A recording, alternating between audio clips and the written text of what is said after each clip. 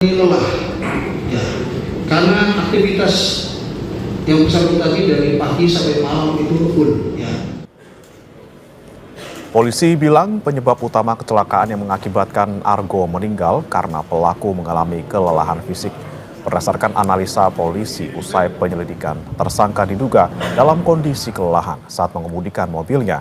Dikarenakan sejak pukul 7 pagi hingga 1 dini hari, tersangka terus melakukan kegiatan yang menguras tenaga. Sepeda motor Honda dan satu Honda Since sama yang pertama tadi pelanggaran dia dari hasil keterangan ini dan kita dan saksi yang lainnya dia satu kurang konsentrasi ya.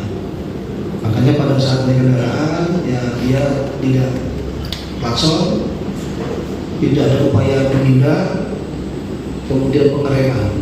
Rem itu dilaksanakan setelah nabrak. Kota ini lelah ya, karena aktivitas yang bersangkutan tadi dari pagi sampai malam itu full ya. Sementara selain menetapkan Cristiano Tarigan sebagai tersangka tunggal dalam kasus kecelakaan lalu lintas yang menewaskan mahasiswa Fakultas Hukum UGM Argo Eriko Afandi, polisi juga menetapkan seorang tersangka baru dalam kasus perintangan penyidikan karena berupaya mengaburkan barang bukti. Kapolresta Sleman, Kombes Edi Setianto Erning Wibowo bilang, tersangka baru sengaja melakukan penggantian plat palsu saat mobil Cristiano telah disita di Mapolsek Ngaglik. Nomor plat mobil Cristiano yang mendadak berubah itu kemudian viral di media sosial. Meski telah menetapkan seorang tersangka baru, hingga saat ini polisi belum bersedia membuka identitas pelaku dengan alasan masih dalam proses penyidikan. Pada saat kendaraan sudah diamankan, ya, tanpa diketahui oleh petugas, ya, ada yang mengganti plat nomor tersebut menggunakan plat nomor B1442 NAC. Ya. Kami sudah dalami dan kami sudah amankan pelakunya. Ya. Kita sedang melakukan pemeriksaan dan pendalaman dan akan kita proses. Ya, terkait dengan berupaya melakukan barang bukti.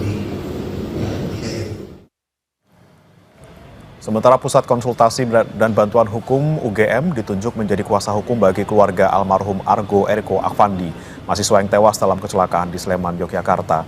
Tim langsung mendampingi ibu korban dalam proses pemeriksaan polisi yang dilakukan secara tertutup di kampus FH UGM. Wakil Dekan 3 FH UGM bilang, keluarga almarhum masih berkomitmen menyelesaikan kasus kecelakaan ini melalui jalur hukum. Membantu proses ini sampai selesai yang akan dibantu oleh Pusat Konsultasi dan Bantuan Hukum Fakultas Hukum UGM. Artinya tidak ada ruang untuk kekeluargaan gitu, nggak ada Pak? Damai itu nggak ada Pak? Belum diputuskan, tapi yang jelas keluarga menerima itikat baik dari pelaku untuk nanti kedepannya kita lihat setelah proses ini berjalan dan kondisi psikologi ibu korban itu memang sampai sekarang belum mampu untuk melaksanakan itu tadi. Yang jelas proses hukum berjalan dan ini sedang berlangsung dan kita semua menghormati proses itu. Pak kapan?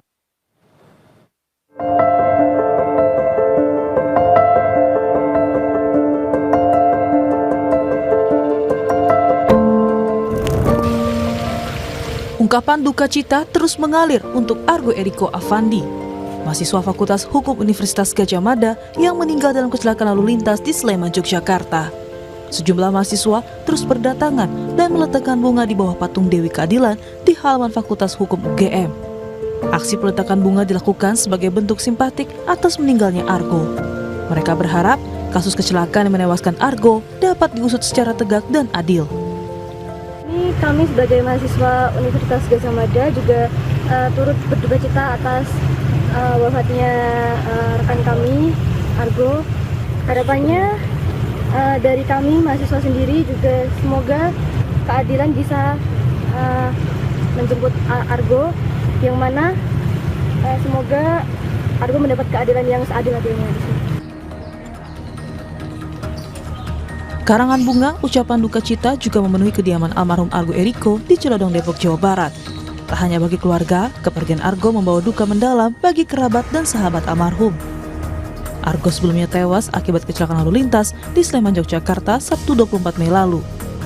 Sepeda motor yang dikendarainya ditabrak mobil jenis sedan yang dikemudikan Cristiano Tarigan, mahasiswa Ilmu Ekonomi Fakultas Ekonomika dan Bisnis UGM.